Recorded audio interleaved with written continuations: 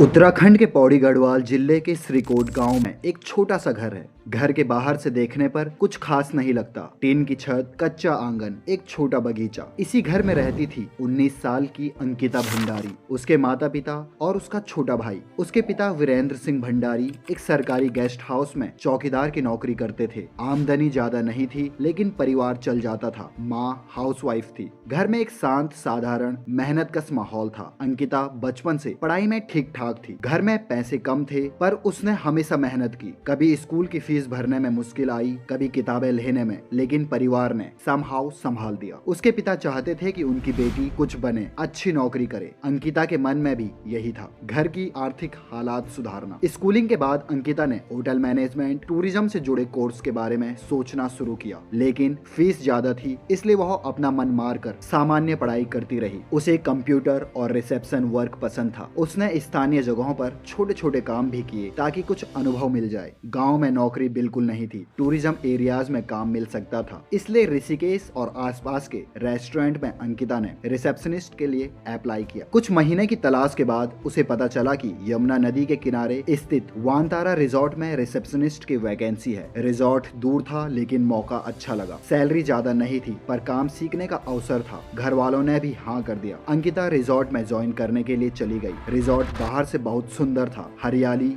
साफ जगह, झील नुमा पानी, शानदार कमरे, लेकिन अंदर का माहौल उतना अच्छा नहीं था। पुलकित आर्या एक बड़े नेता का बेटा, उसके व्यवहार में घमंड साफ दिखाई देता था। अधिकतर स्टाफ उससे डरता था, क्योंकि उसका राजनीतिक बैकग्राउंड बहुत मजबूत था। उसके दो और साथी थे, अंकित गुप्ता और सौरभ भंडारी, जो मैनेजर और असिस्टेंट की भूमिका में थे। शुरुआत में अंकिता को सब कुछ ठीक लगा। वह मेहमानों से बात करती, रिसेप्शन संभालती। काम साधारण था, कॉल अटेंड करना, बुकिंग देखना, विजिटर्स को मैनेज करना। लेकिन कुछ ही हफ्तों में उसे महसूस हुआ कि रिजॉर्ट में वीआईपी गेस्ट के लिए एक अलग ही तरह का दबाव रहता है। कुछ मेहमानों की अजीबोगरीब मांगे पूरी करनी पड़ती है, और कई बार स्टाफ को गलत कामों के लिए मजबूर किया जाता है। अंकिता इन चीजों से अनकंफर्टेबल थी, पर वह नौकरी छोड़ने की स्थिति में नहीं थी। घर की जिम्मेदारी उसके मन पर भारी थी। धीरे धीरे पुलकित आर्या अंकिता पर नजर रखने लगा। उसे लगता था कि एक रिसेप्शनिस्ट उसकी मर्जी के अनुसार काम करे। अंकिता विनम्र थी, पर गलत काम करने से मना कर देती थी। इसी के बाद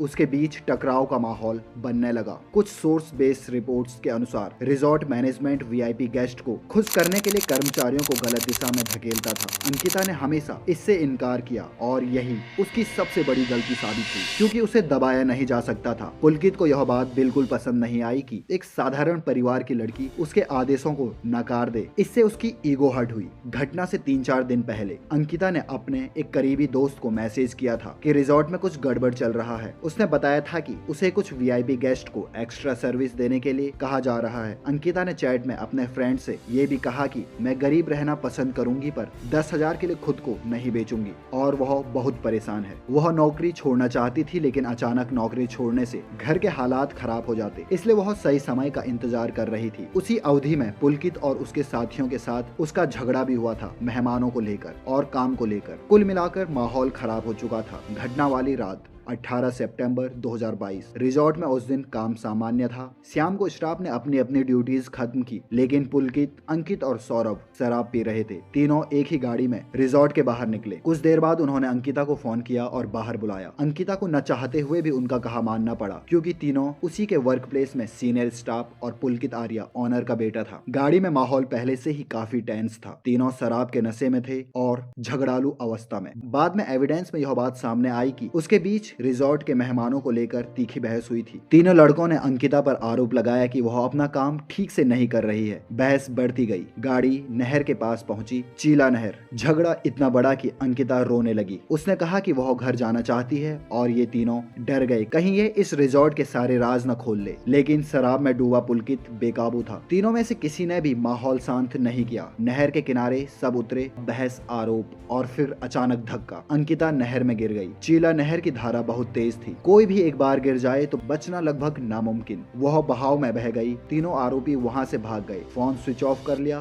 सबूत मिटाने की कोशिश की। परिवार रात भर अंकिता को कॉल मिला रहा था, फोन स्विच ऑफ आ रहा था। माँ ने सोचा शायद ड्यूटी बढ़ गई हो, पिता ने सोचा शायद फोन की बैटरी खत्म हो गई हो। लेकिन सुबह होते होते सबको चिंता होने लगी। पिता खुद रिजॉर्ट पहुंचे। उन्होंने पूछा, मेरी बेटी कहाँ है? रिजॉर्ट स्टाफ ने टाल मटोल किया। किसी ने कहा पता नहीं, किसी ने कहा शायद भाग गई। पिता समझ गए कि मामला गंभीर है और उन्होंने तुरंत पुलिस में रिपोर्ट दर्ज करवाई। जांच के दौरान सबसे पहले अंकिता का mobile, call recording, CCTV footage देखे गए। रिजॉर्ट के लोगों से पूछताछ हुई। तीनों आरोपियों की गतिविधियां संदिग्ध लगी। जब पुलिस ने उन्हें हिरासत में लिया और पूछताछ की, काफी देर तक मुकरने के बाद पुलकित आर्या ने स्वीकार किया कि झगड़े के दौरान उसने धक्का दिया था। यह सुनकर पुलिस तुरंत चीला नहर की ओर रवाना हुई। कई घंटों की तलाश के बाद 3 दिन के बाद नहर से एक शव मिला जो अंकिता का था। परिवार टूट गया। पिता ने रोते हुए कहा, मैंने अपनी बेटी को नौकरी दिलाई थी, लौटी तो लाश बनकर। वीआईपी एंगल और जनता का गुस्सा। क्योंकि पुलकित आर्या एक मिनिस्टर विनोद आर्या का बेटा था, कई लोगों को लग रहा था कि इस केस को दबाया जाएगा, लेकिन इस बार जनता चुप नहीं रही। सड़कें भर गई। लोगों ने रिजॉर्ट के बाहर प्रदर्शन किए। पूरे उत्तराखंड में गुस्सा फैल गया। सोशल मीडिया पर जस्टिस फॉर अंकिता ट्रेंड हुआ। हर कोई बस एक बात कह रहा था,